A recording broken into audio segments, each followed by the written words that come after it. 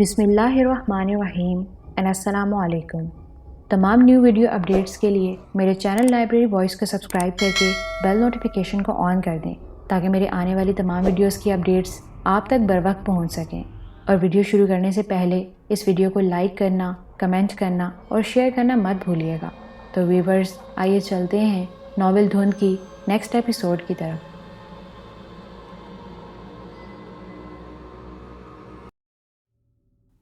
اس میں کوئی شک نہیں تھا کہ صدرالدین صاحب نے میرا مستقبل روشن کر دیا تھا، حالانکہ وہ صرف امین تھے اور میرے والد مرحوم نے ان پر بھروسہ کر کے میرے اثاثے انہیں سونپے تھے۔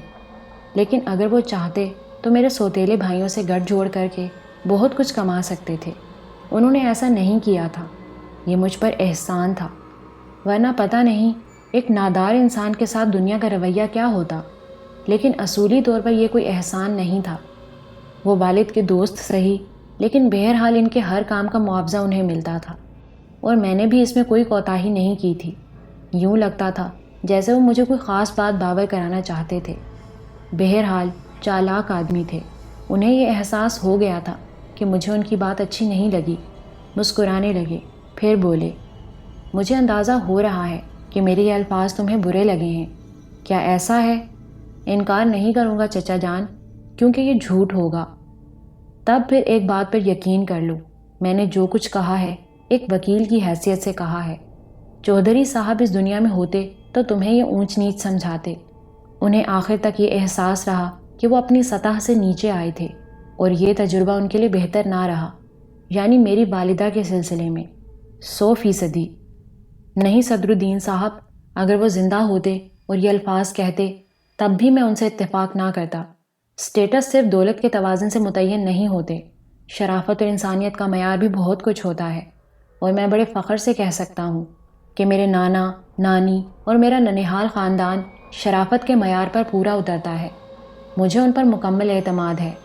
یقیناً ہوگا، میں کیونکہ ان سے ملا نہیں ہوں، اس لیے ناواقفیت کی بنیاد پر بھی یہ الفاظ کہہ رہا ہوں۔ کسی وقت ملاقات کروں گا ان سے، دعوت کروں گا ان لوگوں کی، بشرط یہ کہ اگر تم پسند کرو۔ ویسے نازیہ بھی بہت تعریف کر رہی تھی ان کی۔ جی ہاں، تو تم نے سما سٹا کے لیے کیا فیصلہ کیا؟ کیا میرا وہاں جانا ضروری ہے؟ اشد ضروری، لیکن جلدی نہیں۔ ہاں، میں بھی ابھی نہیں جانا چاہتا، جب تم پسند کرو۔ وحید اللہ صاحب وہاں تمہاری جائیداد کے نگران ہیں، زمینوں کا پورا حساب مجھے باقاعدگی سے بھیجتے ہیں، بہت شریف آدمی ہیں۔ جس طرح کام چل رہا ہے اسی طرح چلاتے رہیے، اور براہ کرم مجھے چند الفاظ کہنے کی اجازت دیجیے۔ ہاں ضرور۔ لین دین کے معاملے میں مجھ سے رعایت نہ کیجیے، آپ کی محبت ہی میرے لیے کافی ہے۔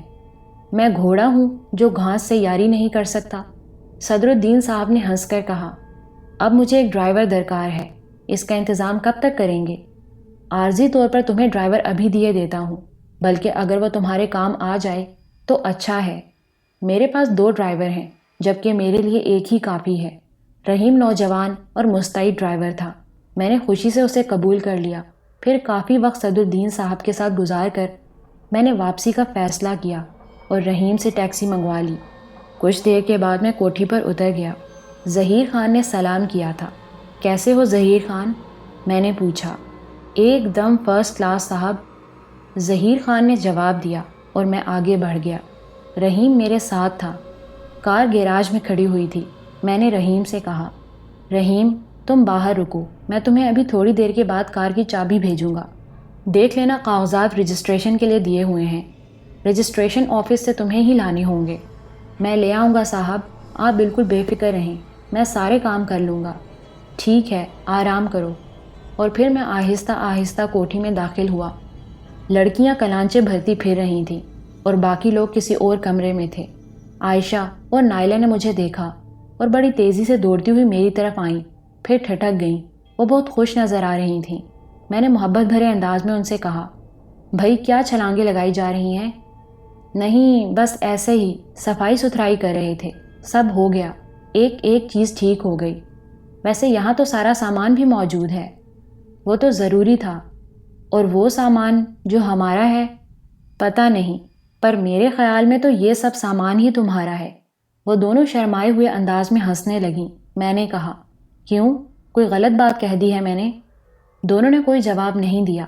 میں نے رازداری سے انہیں اشارہ کر کے ایک طرف لے جاتے ہوئے کہا، اچھا یہ بتاؤ اندر کی صورتحال کیا ہے؟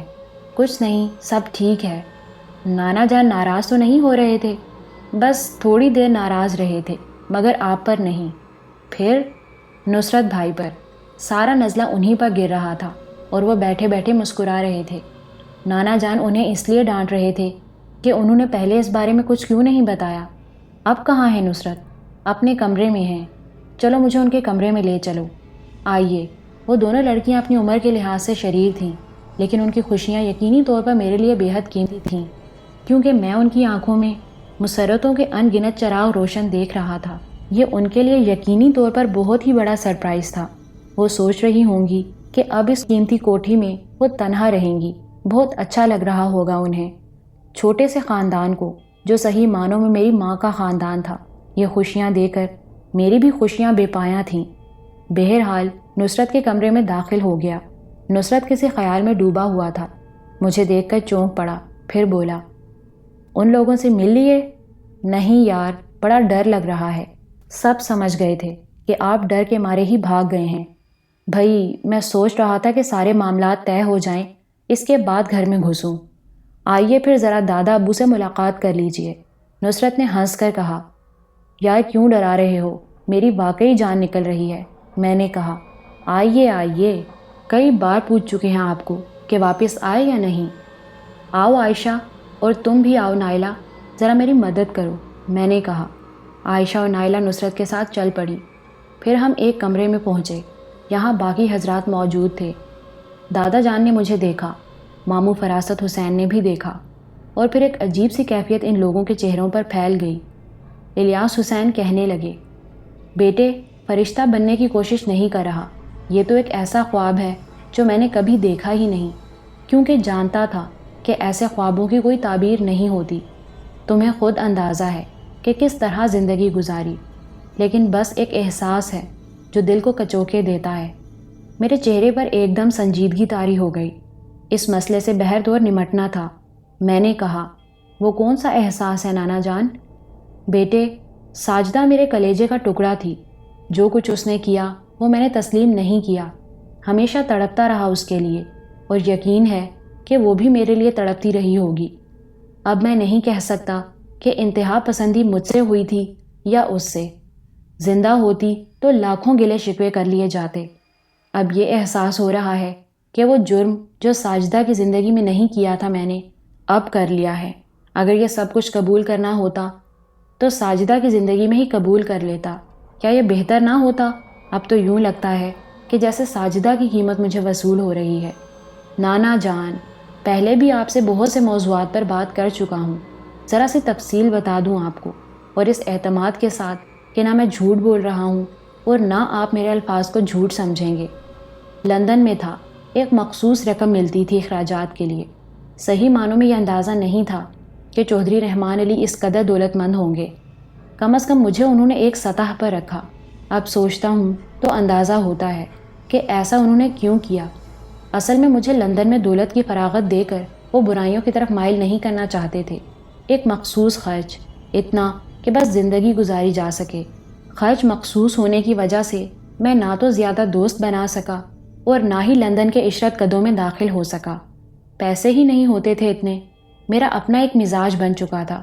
پھر 6 مہینے تک کچھ بھی نہ ملا تو آپ یقین کیجئے ایک دوست سے قرض لے کر یہاں آیا اور فاروق آباد پہنچا۔ وہاں پہنچ کر یہ اندازہ ہو گیا کہ سوتیلے بھائیوں سے ایک پیسہ بھی نہیں ملے گا۔ انہوں نے اپنے آپ کو مقروض ظاہر کر دیا تھا۔ میں نے دل میں یہ سوچا نانا جان کہ کوئی بات نہیں ہے، میرے ہاتھ پاؤں ہیں، زندگی گزارنے میں کوئی دقت نہیں ہوگی۔ پھر اعتماد علی بھائی مجھے بہاولپور لے گئے۔ انہوں نے پیشکش کی کہ اگر میں چاہوں تو ان کے ساتھ کنسٹرکشن کے کام میں شریک ہو جاؤں۔ میں تھوڑا بہت اس کے لیے تیار ہو گیا تھا۔ کم از کم ایک ایسا ہمدرد مل رہا تھا جو یہ جاننے کے باوجود کہ میں ایک مفلس اور نادار انسان ہوں، صرف رشتے اور محبت کی بنا پر مجھے یہ سہارا دینے کے لیے تیار تھا۔ لیکن کیونکہ میرے کانوں میں یہ بات پہنچائی گئی تھی کہ میں صدر الدین صاحب سے مل لوں، اس لیے میں نے سوچا کہ ملنے میں کوئی حرج نہیں ہے۔ صدر الدین صاحب سے معلوم ہوا کہ چودھری رحمان علی صاحب میرا مستقبل محفوظ کر گئے ہیں۔ اور میرے لیے خفیہ طور پر بہت کچھ چھوڑ گئے ہیں۔ نانا جان، یہ بتائیے، کیا اسے ٹھکرا دینا چاہیے تھا؟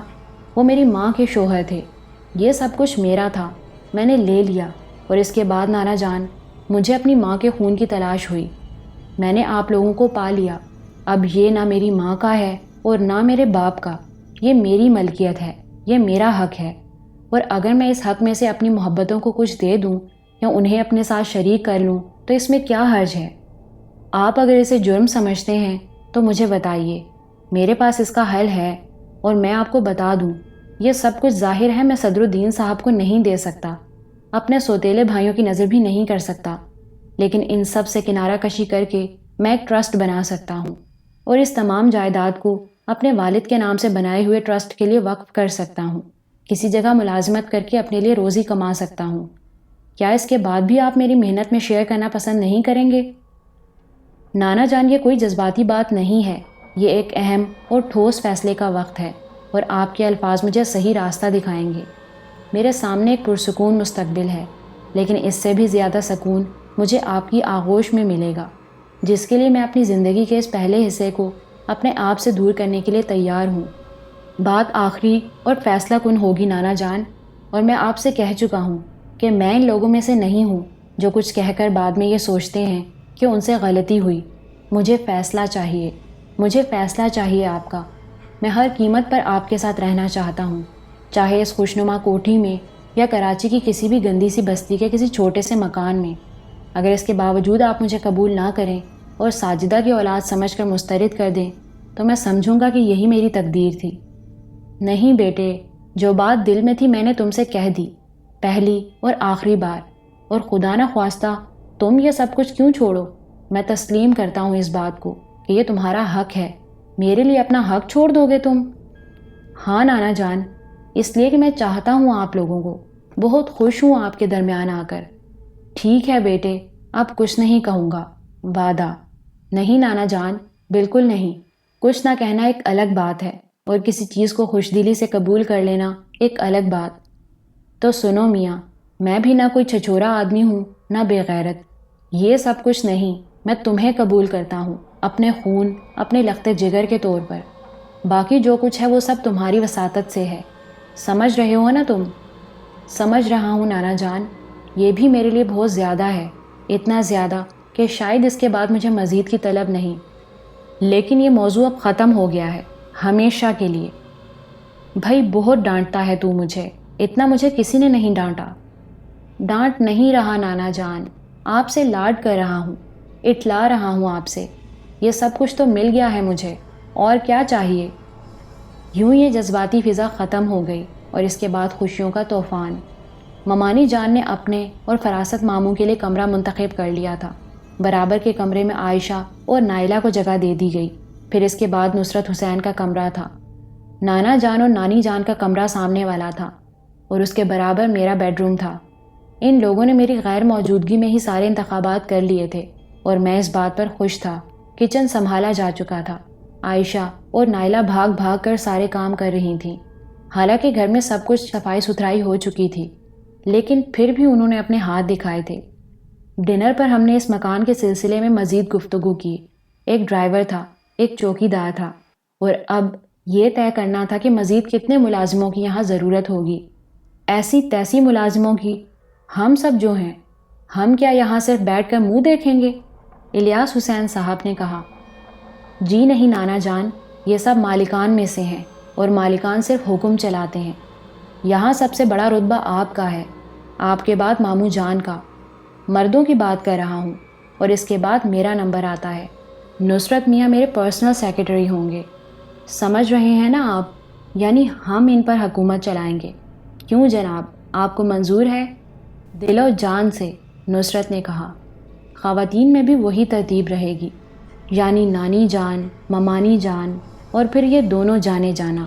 میں نے عائشہ اور نائلہ کی طرف رخ کر کے کہا اور وہ دونوں مسکرانے لگیں۔ بھائی دیکھ لو، میں یہ بھی نہیں کہہ سکتا کہ اب اس کوٹھی کے معیار کو گرایا جائے، ویسے واقعی بہت خوبصورت کوٹھی ہے۔ اور کیا چھوڑا ہے رحمان علی نے تمہارے لیے؟ کروڑوں روپے کا کاروبار نانا جان، بہت کچھ۔ اور اب یہ ساری ذمہ داریاں میں ماموں جان کو سونپ رہا ہوں۔ ہم دونوں آزاد پنچھیوں کی زندگی بسر کریں گے۔ اب دیکھیے نا، کم از کم ہم دونوں کو اتنا تو موقع دیجیے۔ آپ دو بہنوں کے بھائی ہیں، اپنی بہنوں کے مستقبل کے بارے میں بھی سوچنا ہے۔ اچھے اچھے لڑکے تلاش کر کے ہم ان کی شادیاں کریں گے، مختلف شعبے بانٹ لیتے ہیں آپس میں۔ ماموں جان، معافی چاہتا ہوں، آپ کو ذرا متحرک ہونا پڑے گا، سمجھ رہے ہیں نا آپ؟ بھائی خدا قسم، دل و جان سے جو بھی ذمہ داری تم مجھے دو گے میں اسے پورا کروں گا۔ ایسے نہیں جناب، آپ کے بولنے کا انداز اتنا نرم نہیں ہونا چاہیے، بہت بڑے اسٹاف کو ہینڈل کرنا ہے آپ کو۔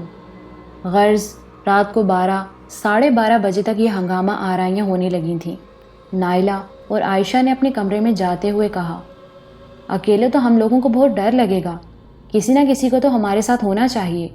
جی نہیں، اب آپ دونوں کو ساتھ ساتھ سونے کی عادت ڈالنی چاہیے۔ اپنے کمرے میں آپ الگ رہیں گی، 2-4 دن ڈریں گی اور اس کے بعد خود بخود ٹھیک ہو جائیں گی۔ پھر سب اپنے اپنے کمروں میں داخل ہو گئے۔ ایک ناقابل یقین مسرت، ایک انوکھا سکون مجھے محسوس ہو رہا تھا۔ میرا دل کہہ رہا تھا کہ میری ماں کی روح بہت خوش ہے اور مجھے محبت بھری نگاہوں سے دیکھ رہی ہے۔ نہ جانے کب تک میں اسی تاثر میں ڈوبا رہا تھا۔ بستر پر لیٹ کر ذہن کی پرواز وسیع ہو گئی۔ نہ جانے کہاں کہاں کی سیر کرتا ہوا بالآخر اس گھر تک پہنچ گیا جہاں ماجھی موجود تھی۔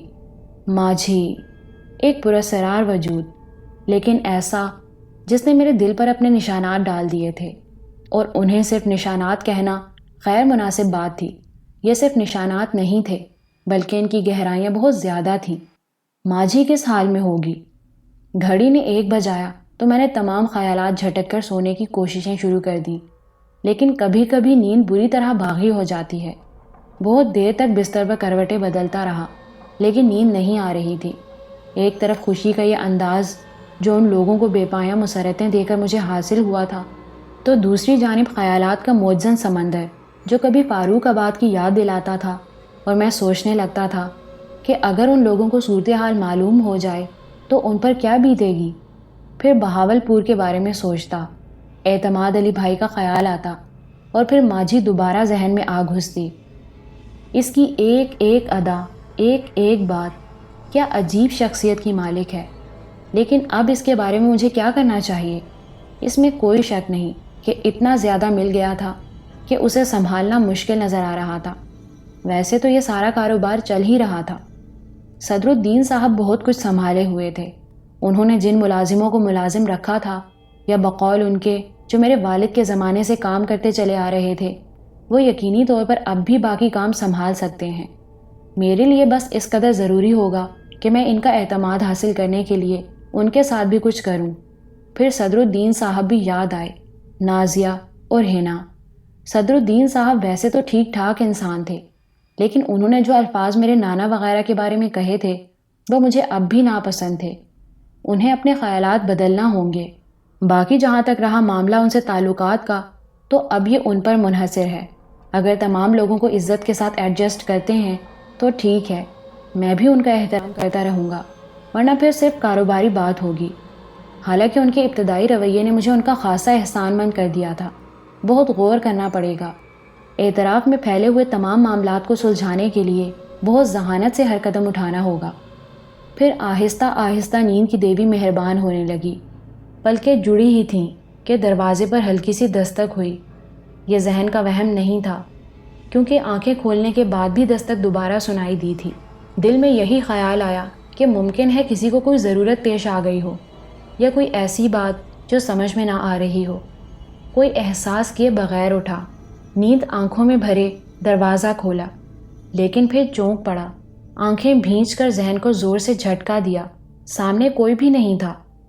ہو سکتا ہے کہیں اور ہوا کی دستک ہوئی ہو، کوئی چیز گری ہو، اور مجھے یوں محسوس ہوا ہو جیسے دستک میرے دروازے پر ہو رہی ہو، یا پھر ان لوگوں میں سے کسی اور نے کسی کے دروازے پر دستک دی ہو۔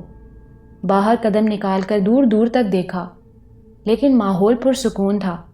واپس آ کر کمرے کا دروازہ اندر سے بند کر لیا اور مسحری کی جانب بڑھنے لگا، لیکن اچانک ہی احساس ہوا کہ داہنی سمت کی خالی دیوار کے پاس کوئی موجود ہے۔ تھوڑے ہی فاصلے پر ٹوائلٹ کا دروازہ تھا۔ میں نے چونک کر ادھر دیکھا اور ایک لمحے کے لیے بدن کے سارے رونگٹے کھڑے ہو گئے۔ اندازہ غلط نہیں تھا۔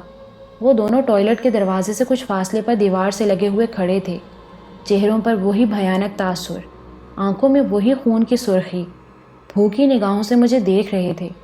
کچھ لمحوں تک تو ساکت و جامد کھڑا رہا، اس کے بعد نہ جانے کس طرح اندر سے ایک عجیب سی کیفیت بیدار ہوئی۔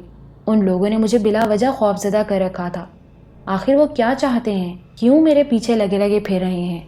ان احساسات نے دل میں ہمت بھی پیدا کی اور جرأت بھی۔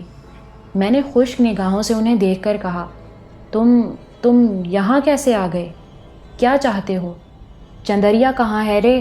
رمبھو نے خوفناک آواز میں پوچھا۔ جہنم میں، سمجھے تم؟ بار بار چندریا چندریا کرتے ہوئے یہاں آ جاتے ہو۔ آج تم خود مجھے بتاؤ، چندریا کون ہے؟ کیوں مجھے پریشان کر رہی ہے؟ اور تم لوگ کیا چاہتے ہو؟ دیکھ چودھری، بہت کھیل کھیل لیا تو نے ہماری عزت سے، اور نہ کھیل چودھری، اور نہ کھیل۔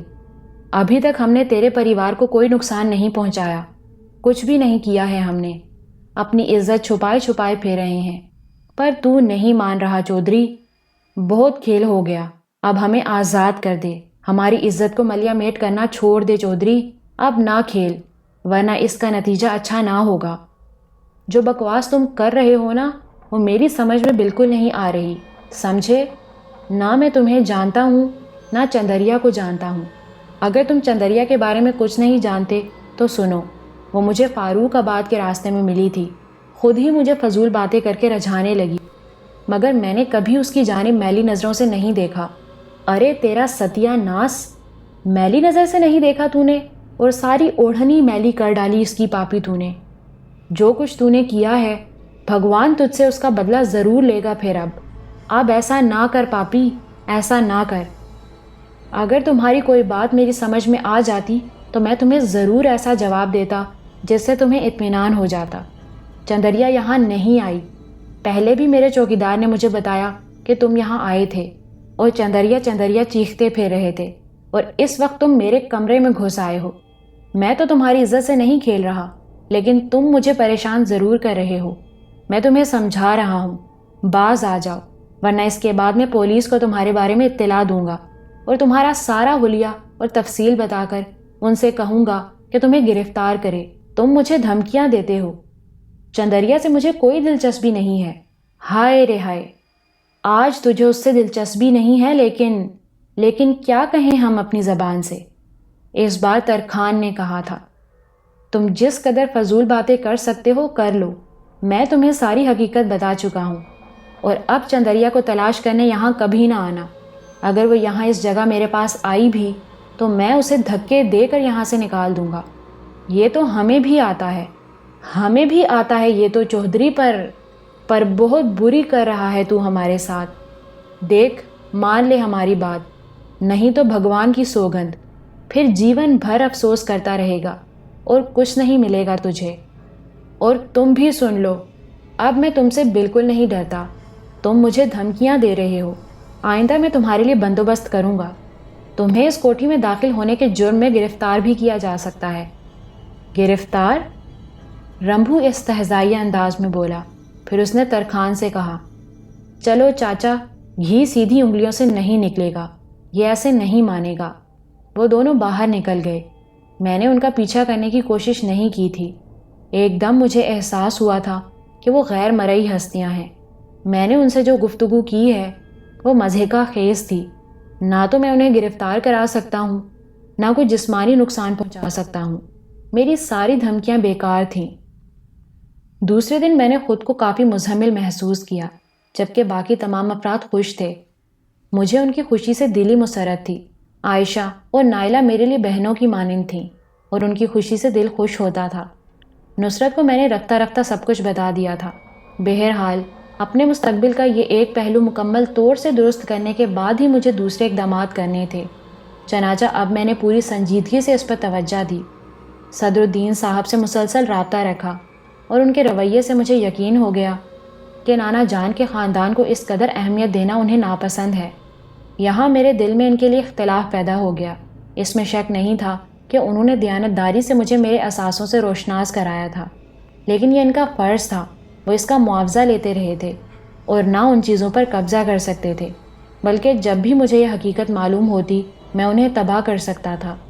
اب جو کچھ میں مناسب سمجھ رہا تھا کر رہا تھا۔ ان تمام کارروائیوں کے دوران کئی بار نانا، ماموں اور تمام اہل خاندان سے ان کی ملاقاتیں بھی ہوئی تھیں۔ ایک دن انہوں نے ہم سب کو اپنے ہاں کھانے پر بھی بلایا تھا۔ نازیہ اور ہنا ان سے مختلف مزاج کی لڑکیاں تھیں، وہ کبھی کبھی خود بھی آ جاتی تھیں۔ اس دن ایک کام کے سلسلے میں صدر الدین صاحب سے ملاقات ہو گئی تو بولے، ہاں بھائی سلطان میاں، میرے خیال میں تم نے سارا نظام سنبھال لیا ہے، کوئی چیز رہ تو نہیں گئی؟ میرا بھی یہی خیال ہے، لیکن پھر بھی آپ کی رہنمائی کا طالب رہوں گا۔ میرے خیال میں سما سٹا کا ایک چکر لگا لو، ان لوگوں کو علم ہو جانا چاہیے کہ اب تم نے اپنی جائیداد کا سارا نظام سنبھال لیا ہے۔ بالکل، اب حالات ویسے ہی ہیں۔ میں حاجی وحید اللہ صاحب کو اطلاع دے دوں، جیسا آپ مناسب سمجھیں۔ اور کیسا لگ رہا ہے سب کچھ؟ وہ مسکرا کر بولے، بہت اچھا۔ میں نے خاندان کہاں دیکھا تھا، وہاں فاروق آباد میں کسی نے اپنائیت نہیں دی تھی، لیکن یہ لوگ صحیح معنوں میں سب کچھ اپنا لگ رہا ہے۔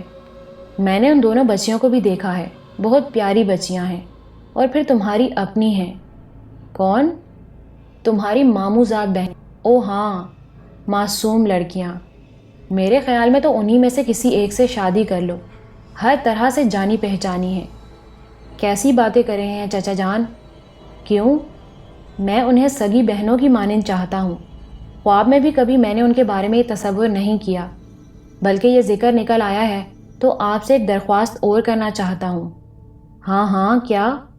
ان کے لیے مناسب رشتے ذہن میں رکھیے، بہتر لوگ ہونے چاہیے، میں اپنے ہاتھوں سے انہیں رخصت کروں گا۔ بہت نیک جذبے ہیں تمہارے، بے فکر رہو، یہ میری ذمہ داری ہے، بالکل اسی طرح جیسے نازیہ اور ہنا کی ذمہ داری مجھ پر ہے۔ شکریہ، میں نے کہا۔ مجھے ایک دم احساس ہوا تھا جیسے تقدر کی نقاب صدر الدین صاحب کے چہرے سے ہٹ گئی ہو، وہ تر و تازہ نظر آنے لگے تھے۔ تو پھر کیا پروگرام ہے؟ سما سٹا جاؤ گے؟ آپ وحید اللہ صاحب کو اطلاع دے دیجئے، بس وقت کا تعین نہ کیجئے، میں پروگرام بنا کر چلا جاؤں گا۔ ٹھیک ہے، میری ایک اور تجویز ہے۔ جی؟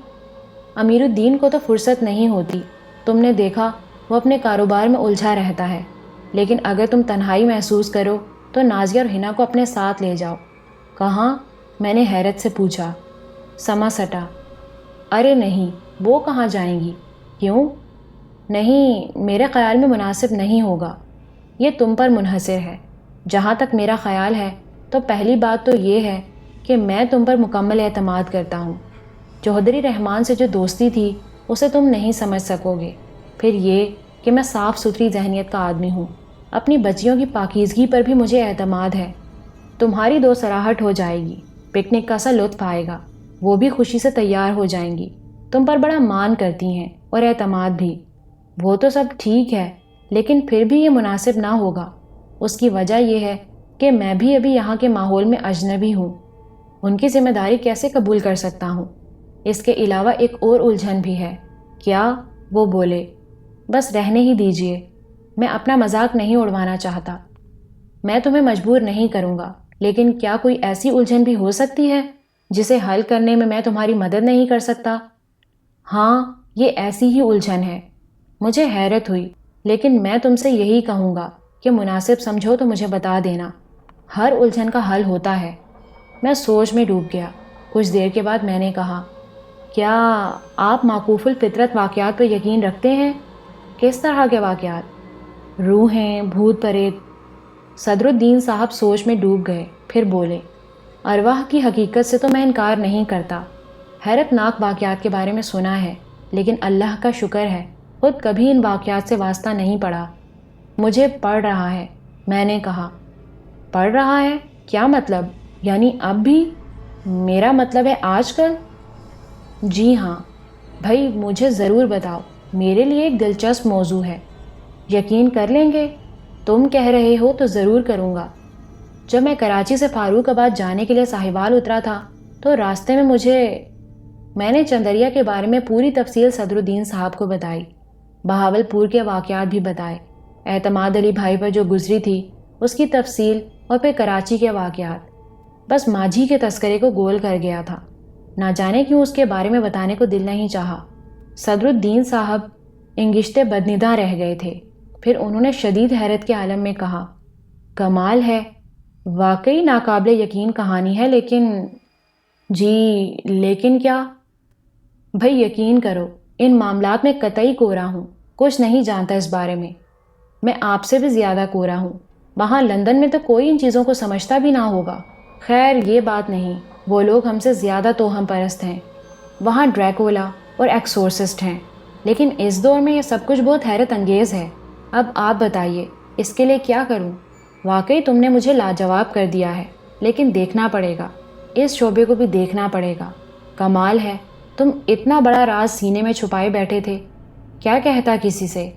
مگر واقعات تو سنگین ہیں، تمہیں کوئی نقصان نہ پہنچ جائے۔ صدر الدین نے کہا۔ اللہ مالک ہے، میں نے جواب دیا۔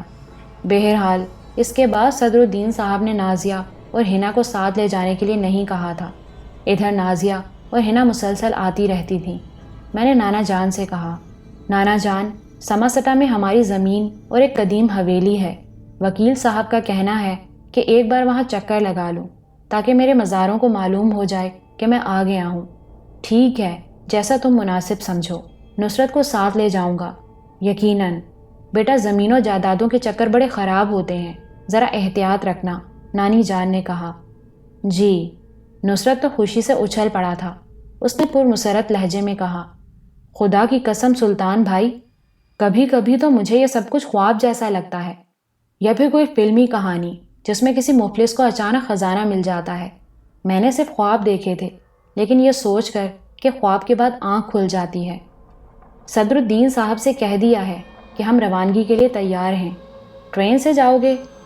کار سے چلے جاتے ہیں، رحیم کو ساتھ لے لیتے ہیں، جیسے مناسب سمجھو۔ پھر میں نے زبردستی خریداری کی تھی۔ سما سٹا جا رہا تھا۔ بہاول پور کچھ ہی فاصلے پر تھا، نویدہ کو نظر انداز نہیں کر سکتا تھا۔ پھر ماجھی، اس سے ملنے کو دل تڑپ رہا تھا۔ نویدہ کے لیے میں نے نہایت قیمتی زیورات خریدے تھے۔ بچوں کے لیے اتنا کچھ لیا تھا کہ گاڑی کی ڈگی بھر گئی تھی۔ اعتماد بھائی کے لیے بیش قیمت سوٹ اور دوسری چیزیں، اور ماجھی کے لیے بھی۔ نصرت کی حیرت دور کرتے ہوئے میں نے کہا تھا، نصرت، بہاول پور بھی چلیں گے، وہاں میری بہن نویدہ ہے۔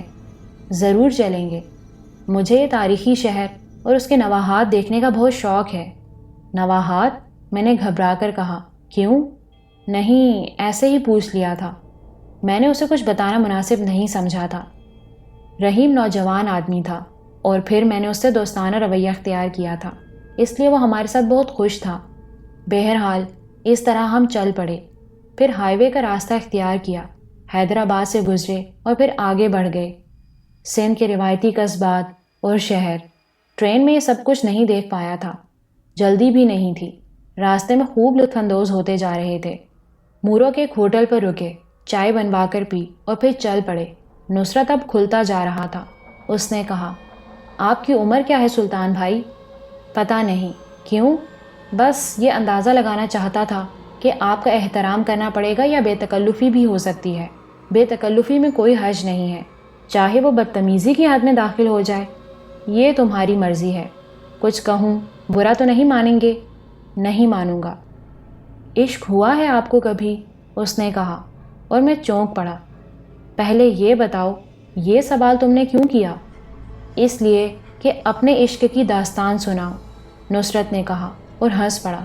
پھر بولا، خدا کی قسم، اس کی ابتدا میں نے نہیں کی۔ پھر میں کیا بتاؤں؟ آپ کے علاوہ کسے بتا سکتا ہوں؟ بتاؤ بتاؤ۔ اللہ مجھ پر رحم کرے، وہ محترمہ حنا ہے۔ کون؟ میں چونک کر بولا، حنا صدر الدین۔ نصرت نے عجیب سے لہجے میں کہا، اور میری آنکھیں حیرت سے کھلی رہ گئیں۔ میں اسے تعجب سے دیکھتا رہ گیا تھا۔ نصرت کے چہرے کے تاثرات دیکھ کر مجھے ہنسی آ گئی۔ میں نے کہا، یار نصرت، بات میری سمجھ میں نہیں آ رہی۔ میں 2 راتیں الٹے کھڑے ہو کر سوچتا رہا ہوں۔ الٹے کھڑے ہو کر؟ ہاں، میں نے سوچا کہ شاید میری کھوپڑی الٹ گئی ہے، اس طرح ممکن ہے سیدھی ہو جائے اور بات سمجھ میں آ جائے، مگر کوئی بات سمجھ میں نہیں آئی۔ بڑا خوفناک انکشاف ہے۔ مگر یہ حادثہ کیسے ہوا؟ بذریعہ پرفیوم۔ کیا مطلب؟ حنا صاحبہ نے پرفیوم مجھے دیتے ہوئے کہا، یہ آپ کے لیے ہے، میں اسے چھپا کر لائی ہوں۔ قبول کریں گے؟ اور سلطان بھائی، پرفیوم پر لو لکھا ہوا تھا۔ اوہ، پھر؟ میں نے دلچسپی سے کہا۔ پھر ٹائی اور رومال، لیکن اس ہدایت کے ساتھ کہ کسی کو نہ بتاؤں۔ پھر میں بھی کوئی تحفہ دینے پر مجبور ہو گیا۔ تم نے کیا دیا؟ کٹ کیٹ کے 2 پیکٹ اور میچلز کی ٹافیاں، نصرت نے کہا، اور میں کہے لگانے لگا۔ قبول کر لیے گئے؟ بڑے پیار سے۔ پھر؟ اب شلوار قمیض کا ایک سوٹ عطا ہوا ہے اور میرا معدہ خراب ہو گیا ہے۔ ہدایت کی گئی ہے کہ سما سٹا میں اپنا خیال رکھوں اور وہ بے چینی سے میری واپسی کا انتظار کریں گی۔ ہنا تو بڑی خاموش طبع اور سیدھی سی لڑکی ہے، جبکہ نازیہ شوخ و شنگ ہے۔ لیکن کیا صرف انہی تحائف کی وجہ سے تمہیں یہ عشق ہوا ہے؟ نہیں، وہ گھٹے گھٹے لہجے میں بولا۔ اور کچھ بھی ہے؟ ہاں۔ کیا؟ نصرت، آئی لو یو، نصرت نے کہا اور دونوں ہاتھوں سے منہ چھپا لیا۔ ہمیں رحیم کی ہنسی سنائی دی اور میں چونک پڑا۔ اچانک ہی مجھے احساس ہوا تھا کہ رحیم صدر الدین کا ڈرائیور ہے۔ میں سہم گیا تھا۔ نصرت، رحیم، میں نے سرگوشی کی۔ رحیم کے کان بہت تیز تھے۔ کہنے لگا، صاحب، میں آپ کا غلام ہوں، آپ کا نمک کھا رہا ہوں، نمک حرامی کبھی نہیں کروں گا۔ تم نے سب کچھ سن لیا رحیم؟ نصرت نے کہا۔ جی صاحب، لیکن یہ سمجھنے کہ کچھ نہیں سنا۔ ویسے ایک بات کہوں آپ سے، ہنا بی بی فرشتوں کی طرح معصوم ہے، چھل فریب سے دور کا واسطہ نہیں ہے، بہت سادہ دل اور انسانوں سے پیار کرنے والی ہیں اور بہت حساس بھی۔ ارے باپ رے، یہ تو گڑبڑ ہو گئی، نصرت نے کہا۔ تو یہ معاملہ ہے، مگر بیوقوف آدمی، تم نے یہ تحفہ دیا تھا اسے اور کچھ سمجھ میں ہی نہیں آیا، نصرت رو دینے والے لہجے میں بولا، اور میں کہے لگا رہا تھا۔ پھر میں نے کہا، اب کیا کرو گے؟ سمندر گھر سے زیادہ دور نہیں ہے، کنارے پر بیٹھ کر درد بھرے گیت سنا کروں گا۔ بڑے استاد آدمی نکلے تم تو، مگر خیر، پرواہ نہ کرو، میں ہنا کو سمجھا دوں گا۔ کیا؟ نصرت چونک کر بولا۔ یہی کہ کیا بے وقوفی کر رہی ہو ہنا؟ نصرت ایک فضول آدمی ہے، اس فضول آدمی کو بلا وجہ تم نے اتنی لفٹ دے ڈالی۔ نصرت کے چہرے پر ایک دم عجیب سے تاثرات پھیل گئے۔ پھر وہ پھیکی سی مسکراہٹ کے ساتھ بولا، ہاں یہ تو ٹھیک ہے، مگر آپ یقین کریں، میں نے خود یہ جرت نہیں کی تھی اور بھول کر بھی ایسا نہیں سوچا تھا۔ بہرحال کبھی کبھی انسان سے حماقت ہو جاتی ہے، آپ واقعی اسے سمجھا دیجئے۔ میں نے چونک کر نصرت کو دیکھا اور اس کے چہرے کی افسردگی سے بھانپ گیا کہ اس نے میرے مذاق کے ان الفاظ کو سنجیدگی سے لے لیا ہے۔ میں نے کہا، کیا مطلب ہے تمہارا؟ نہیں سلطان بھائی، سچ تو سچ ہی ہوتا ہے نا، وہ میرے معیار سے بہت بلند لڑکی ہے۔ آپ کے ساتھ دیکھ کر شاید مجھے آپ کا ہم پلہ سمجھ بیٹھی ہے۔ ٹھیک ہے نصرت، آئندہ تم سے مذاق نہیں کروں گا، میں نے کہا۔ ارے کوئی غلطی ہو گئی مجھ سے، وہ چونک کر بولا، لیکن میں نے اسے کوئی جواب نہیں دیا۔ تب اس نے ایک کہا لگایا اور کہنے لگا، کیسی رہی جناب سلطان صاحب؟ ارے ہم بھی آفت کے پرکالے ہیں، آپ کی نظر عنایت حاصل کرنے کے لیے یہ طریقہ کار اختیار کیا تھا، اور دیکھ لیجئے کیا زبردست کامیابی حاصل ہوئی ہے۔ یعنی اب آپ ایک غریب کزن کو اس کی محبت میں کامیابی دلانے کی پوری کوشش کریں گے۔ میں نے پھر نصرت کو دیکھا اور غصیلے لہجے میں کہا تھا، اب بات برابر کرنے کی کوشش مت کرو، لعنت ہے بات برابر کرنے والے پر، ہم تو سچ بول رہے ہیں، یقین کریں یا نہ کریں۔ بہرحال نصرت سے یہ دلچسپ باتیں جاری رہیں۔ رحیم بھی ہماری باتوں میں پوری طرح ملوث تھا، حالانکہ میں یہ نہیں چاہتا تھا، لیکن بہرحال اس پر بھروسہ کرنا ہی پڑ رہا تھا، بات جو منہ سے نکل گئی تھی۔ یہ سفر بڑے دلچسپ انداز میں جاری رہا، 1-2 جگہ قیام بھی کیا گیا تھا۔ پھر ہم سماسٹا پہنچ گئے۔ چھوٹا سا خوبصورت شہر تھا، چھوٹا سا ہی ریلوے اسٹیشن، جس کے برابر بنی ہوئی مسجد کے سفید گنبد بڑا پرسحر منظر پیش کر رہے تھے۔ ہم خاصے تھک گئے تھے، لیکن سوچ رہے تھے کہ بہتر یہی ہے کہ وحید اللہ صاحب سے ملاقات کر لی جائے۔ شام ہو رہی تھی۔ ایک جگہ کچھ افراد بیٹھے ہوئے آپس میں باتیں کر رہے تھے۔ رحیم نے گاڑی ان کے برابر لے جا کر روک دی۔ کئی بزرگ تھے، 1-2 جوان آدمی تھے، ہماری جانب متوجہ ہو گئے۔ نصرت نیچے اتر گیا۔ اس نے وہاں جا کر سلام کیا تو اسے بڑے پرتپاک انداز میں جواب ملا۔ تب اس نے کہا، ہمیں حاجی وحید اللہ صاحب کے گھر کا پتہ معلوم کرنا ہے۔ حاجی وحید اللہ صاحب؟ وہ لوگ ایک دوسرے سے اس بارے میں استفسار کرنے لگے۔ پھر ان میں سے ایک نے کہا، اس علاقے میں کوئی حاجی وحید اللہ صاحب نہیں رہتے، کچھ اور اتا پتہ ہو تو بتاؤ۔ کیا کرتے ہیں؟ یہاں حویلی صفدر علی ہے، نصرت نے کہا، اور ایک بار پھر وہ سب چونک پڑے۔ ہاں ہے، ہمیں اصل میں اس حویلی میں جانا ہے۔ کیا تم حویلی والے ہو؟ ہاں، وہ جو کار میں بیٹھے ہیں چودھری صفدر علی کے پوتے ہیں، نصرت نے میری جانب اشارہ کر کے کہا۔ گاڑی ان لوگوں کے بالکل قریب ہی رکی تھی۔ کسی اور سے پتہ پوچھو بھائی، ہمیں کچھ نہیں معلوم، ایک بزرگ سے آدمی نے بے حد خشک لہجے میں کہا۔ وہ اصل میں، جاؤ بابا جاؤ، کیوں ہمارا وقت خراب کر رہے ہو، ہم باتیں کر رہے ہیں آپس میں۔ پھر نصرت کھسیانہ سا ہو کر کار میں آ بیٹھا۔ کچھ عجیب سی بات نہیں ہے کیا؟ پہلے تو ان لوگوں نے بڑی محبت سے بات کی تھی، لیکن بعد میں ان کا رویہ بڑا خراب ہو گیا۔ حالانکہ ان علاقوں کے لوگ بڑے اچھے ہوتے ہیں اور ایک دوسرے سے بے حد تعاون کرتے ہیں۔ آؤ آگے پوچھتے ہیں، میں نے کہا، اور رحیم نے گاڑی آگے بڑھا دی۔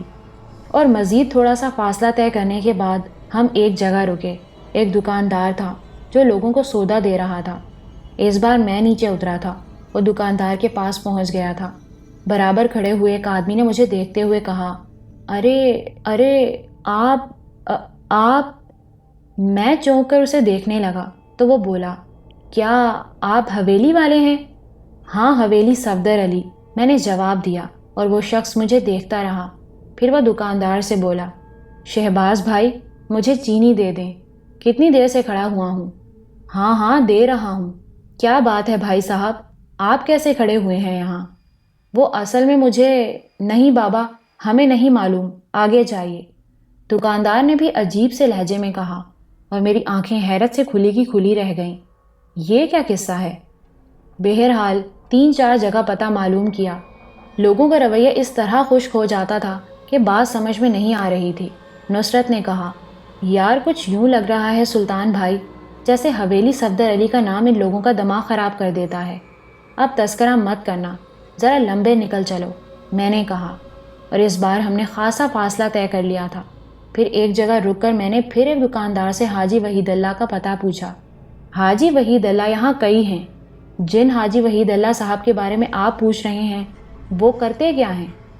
یہ تو معلوم نہیں، لیکن پھر تو بڑا مشکل ہے، اس شخص نے جواب دیا۔ میں نے جان بوجھ کر حویلی صفدر علی کا نام نہیں لیا تھا۔ وہ شخص چند لمحات سوچتا رہا، پھر اس نے ایک اور آدمی کو بلایا۔ حاجی وحید اللہ کے بارے میں معلوم کر رہے ہیں، ان کے مہمان ہیں، شاید کہیں دور سے آئے ہیں۔ کیا کرتے ہیں حاجی وحید اللہ صاحب؟ یہی میں ان سے کہہ رہا تھا کہ یہاں حاجی وحید اللہ کئی ہیں، ایک وہ جو سبزیوں کی کاشتکاری کرتے ہیں، ایک حاجی صاحب کچھ بھی نہیں کرتے، اور ایک حاجی صاحب، کہیں تم ان حاجی وحید اللہ صاحب کو تو نہیں پوچھ رہے ہو جو کبھی پٹواری تھے؟ شاید، اصل میں حویلی صفدر علی۔ ارے توبہ توبہ، کیا نام لے رہے ہو؟ ایک بات بتا سکتے ہیں جناب؟ کیا یہ حویلی صفدر علی کا مسئلہ ہے کیا؟ ہمیں کچھ نہیں معلوم بابا، کیا تم حویلی والے ہو؟ اچھا صرف یہ بتا دیجئے کہ یہاں کوئی سرائے وغیرہ ہے؟ ہاں وہ ہے، تھوڑے فاصلے پر، وہ سامنے جو پیلے رنگ کی عمارت نظر آ رہی ہے وہ سرائے ہی ہے۔ رحیم ادھر ہی چلو۔ پھر ہم سرائے پہنچ گئے۔ میں نے کہا، یہ تو بڑی گڑبڑ ہو گئی، صدر الدین صاحب نے یہ نہیں بتایا تھا کہ حاجی وحید اللہ صاحب کیا کام کرتے ہیں۔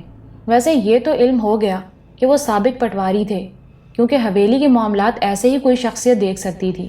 تو پھر اب سیدھا ایک کام کریں، وحید اللہ پٹواری کا نام پوچھ لیں۔ نصرت نے رائے دی، پوچھو یار، رات ہو رہی ہے۔ ٹھیک ہے آؤ۔ اور اس کے بعد ہماری یہ تدبیر کامیاب ہو گئی۔ ہم نے وحید اللہ پٹواری کو پوچھا تھا، اور جس شخص سے پوچھا تھا اس نے سامنے ہی اشارہ کرتے ہوئے کہا، وہ سامنے ہی تو گھر ہے ان کا، معلوم کر لیجئے۔ اور پھر ہم اس چھوٹے سے گھر کے سامنے جا رکے۔ بظاہر چھوٹا تھا لیکن اچھی خاصی حیثیت کا حامل تھا۔ دروازے پر دستک دی تو ایک نوجوان لڑکا نکل کر آیا۔ حاجی وحید اللہ صاحب کا مکان یہی ہے؟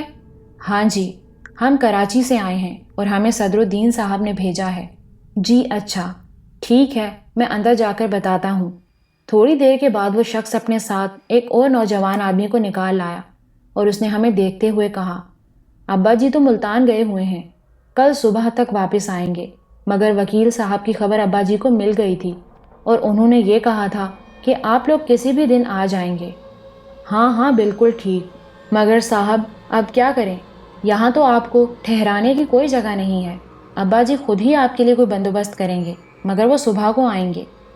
نہیں نہیں کوئی بات نہیں ہے، تم یوں کرو ہمیں حویلی کا پتہ بتا دو۔ حویلی؟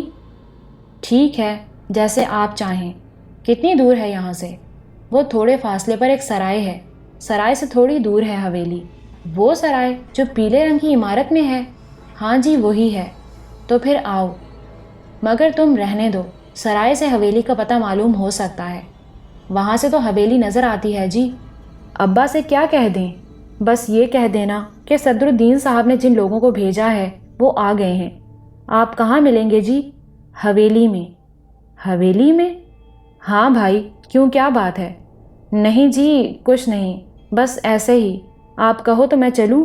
نہیں ٹھیک ہے، میں نے کار میں بیٹھتے ہوئے کہا اور پھر رحیم سے بولا، رحیم تم ایسا کرو، پہلے سرائے چلتے ہیں، وہاں اپنے لیے کوئی ٹھکانہ تلاش کریں گے، اس کے بعد حویلی دیکھیں گے۔ رحیم نے گردن جھکا دی۔ کچھ دیر کے بعد ہم سرائے پہنچ گئے۔ کافی اچھی جگہ تھی، بنی ہوئی تو بس یوں ہی سی تھی، لیکن بہرحال یہاں قیام کیا جا سکتا تھا۔ ہم لوگ سرائے کے مالک سے بات کرنے کے بعد 2 کمرے حاصل کرنے میں کامیاب ہو گئے۔ ضرورت کی تمام چیزیں معمولی پیمانے پر مہیا کی گئی تھیں۔ کرایہ وغیرہ ادا کر دیا اور اس کے بعد یہ طے پایا کہ رحیم ہمیں حویلی تک چھوڑ کر واپس سرائے میں چلا آئے گا اور ہم لوگ یہاں حویلی کا جائزہ لیں گے۔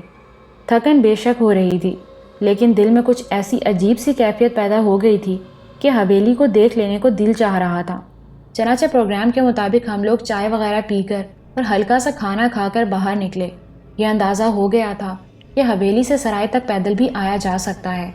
رحیم کا کوئی مسئلہ نہیں تھا، حویلی دور ہی سے نظر آ رہی تھی اور کچھ عجیب سا احساس ہو رہا تھا۔ رحیم ہمیں لے کر چل پڑا اور ہم لوگ حویلی پہنچ گئے۔